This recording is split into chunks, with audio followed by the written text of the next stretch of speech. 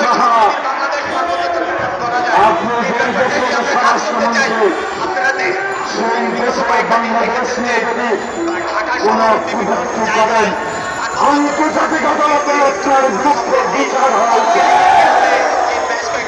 বাংলাদেশের স্বাধীনতা করে আমরা যারা আহ্বান খানিক পায়ে যুদ্ধ করেছি, আপনি আশ্রয় দিয়েছেন স্বীকার করি। আশ্রয়ের নামে যদি আজকে বাংলাদেশকে দুঃশাসনে পরিণত করেন, শেখ হাসিনাকে দিয়ে আমরা পশ্চিম কালো কাপড়ে আপনার অবৈধ আত্মার আমরা কাপড় গ্রহণ করতে পারি না। বাংলাদেশ জাতীয়তাবাদী দলের একজন কর্মী হিসাবে সেই প্রেসিডেন্ট জিয়াউর রহমান বাংলাদেশের স্বাধীনতা ঘোষণা করে একটা